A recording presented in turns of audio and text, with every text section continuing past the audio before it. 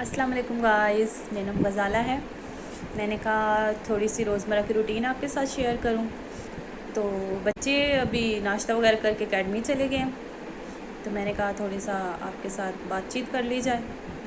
तो चले हम चलते हैं अपने काम की तरफ। तो मैंने कहा मैं जल्दी से थोड़ा सा काम समेट लूँ बच्चों के आने तक, फिर आपको पता है लंच का टाइम हो जाएगा, फिर उनके लिए लंच बनाना पड़ता है।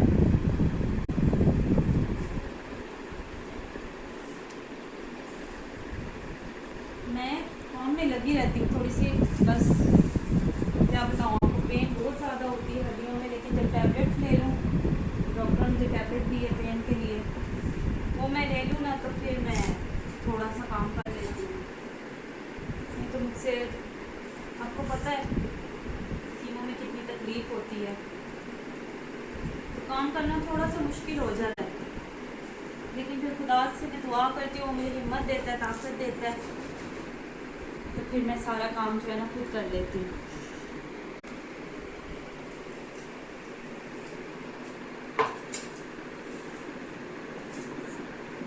तो जल्दी से मैं सिगरेट लूँ, तो जल्दी से मैं झाड़ू लगा दूँ, बच्चों के आने तक सफाई कर लूँ तक।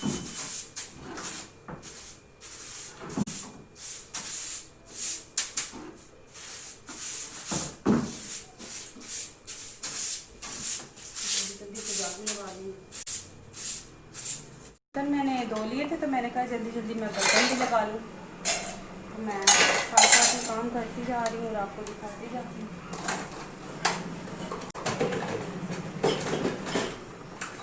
उम्मीद है आपको मेरी ये वीडियो पसंद आई। मेरे वीडियो को लाइक करें, शेयर करें, सब्सक्राइब करें और बेल आइकन के बटन को ज़रूर दबाएं।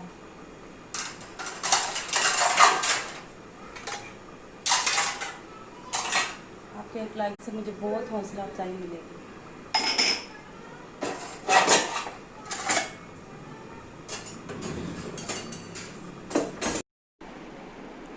जल्दी जल्दी मैंने चीज़ें समेट ली हैं, इसके बाद फिर मैं जल्दी से झाड़ू लगा लूँगी, पोछा लगा। बच्चे जो है ना गंद बहुत ज़्यादा डालते थे, एक एक चीज़ को इधर फेंक देते थे इधर, वो फिर बहुत प्रॉब्लम होती है समेटने में।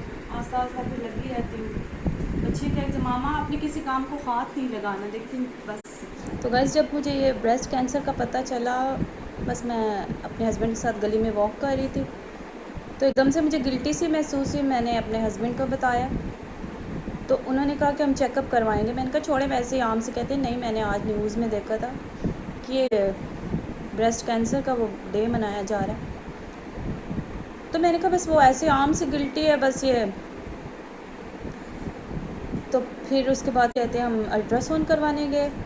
उन्होंने कहा कि आप इसका वो एक नीडल वाला टेस्ट होता है, मुझे इसका नाम नहीं फ़िलहाल याद आ रहा, तो वो करवाया। तो जब हम डॉक्टर के पास गए तो उन्होंने बताया, मुझे तो बाहर निकाल दिया। उन्होंने हस्बैंड को बताया कि मतलब ये ब्रेस्ट कैंसर है, सेकंड स्टेज थी। तो मैंने उनसे बाहर आया, मैंने पूछा बताएं क्या मतलब क्या प्रॉब्लम है, क्या मुझसे मुझे बता ही नहीं थे रहे। तो बस तो इन्होंने मुझे बताया नहीं। तो फिर जब सीनियर डॉक्टर के पास गए तो उन्होंने मुझे अपने सामने चेयर पे बिठाया और उन्होंने बताया कि आपको ब्रेस्ट कैंसर है। तो एकदम से जैसे पाँव के नीचे से ज़मीन निकल गई कि भाई एक बंदी को घर बैठे हुए कैसे ये बीमारी, मतलब एकदम से माइंड वो हो जाता है कि कहाँ से मुझे ये बीमारी हो गई, एक आम सी गिल्टी। उस वक्त मैं बहुत परेशान हुई, मैं उधर बैठ के उनके सामने रोना शुरू हो गई। तो बस उन्होंने कहा कि आपका ऑपरेशन करेंगे, एक साइड बिल्कुल रिमूव कर देंगे। तो फिर हम घर आए तो काफ़ी ज़्यादा रो रही थी। फिर बच्चे मेरे पास आए, सारे बच्चों ने मुझे तसल्ली दी, मेरे हस्बैंड ने मुझे तसल्ली दी कि खैर कोई बात नहीं, आप ऑपरेशन करवाएं, हमें आपकी ज़िंदगी की ज़रूरत है। जो बच्चे छोटे छोटे हैं, मेरी बेटियां बेटे, वो मुझे तो बच्चों ने मुझे तसल्ली दी, समझाया। तो मैं परेशान तो बहुत होती थी, रात को रोती थी छुप के कि ये परेशान ना हो। तो फिर उसके बाद मेरे दिमाग में तो यही बात थी ना कि बस ऑपरेशन होगा, तो चले ठीक है। जब ऑपरेशन का टाइम आया तो मुझे ऑपरेशन के लेके जाते थे, मैं रोती थी, मैं बाहर आ जाती थी, तो हस्बैंड जो मेरे थे वो बिल्कुल ऑपरेशन थिएटर के गेट के बाहर खड़े थे, तो फिर मुझे अंदर भिजवा देते थे कि आप जाएं। अच्छा, तो मैं अंदर गई, मैं रोते हुए गई, तो वहाँ पर लेडी डॉक्टर थी। जब मुझे बेड पे लेटाया तो मैंने कहा, क्योंकि फ़र्स्ट टाइम मेरा ऑपरेशन था, तो मैंने कहा आप मुझे बेहोश कर लें। तो उसने मेरा हाथ अपने हाथ में पकड़ के, वो लेडी डॉक्टर ने तो कहा कि मतलब अगर आपको ज़िंदगी चाहिए तो मतलब आप फुल ऑपरेशन करवा लें।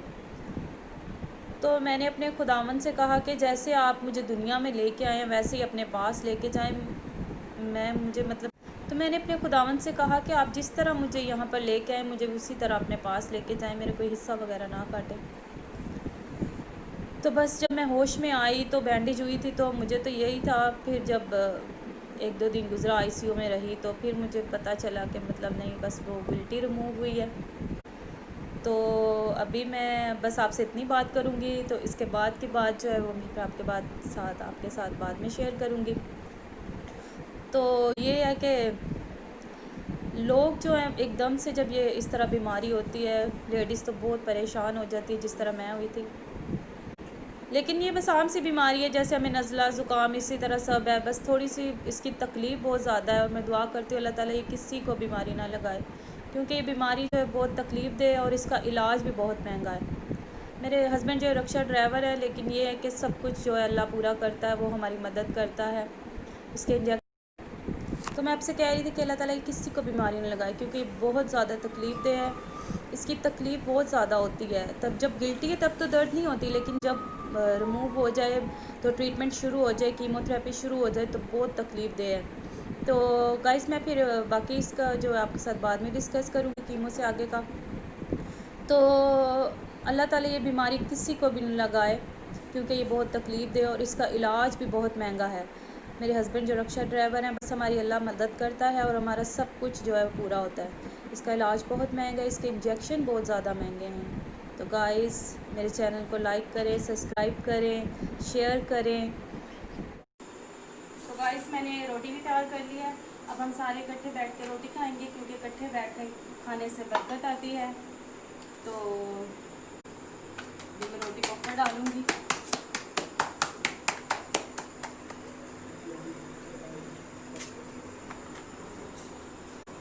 आजकल सब अपने कामों में बहुत ज़्यादा बिजी हो गए हैं और हम इकट्ठे बैठ के खाना नहीं खा सकते। तो गाइस आप भी सब इकट्ठे बैठ के खाया करें खाना, इससे बरकत आती है और खुदावंद की नेमतें आपकी ज़िंदगी में आती हैं। तो गाइस अल्लाह ताला आपको सेहत दे, तंदुरुस्ती दे, खुदावंद आपकी ज़िंदगी में ढेरों बरकत लाए, लंबी ज़िंदगी दे और सेहत वाली ज़िंदगी दे। ओके गाइस, अल्लाह हाफिज़।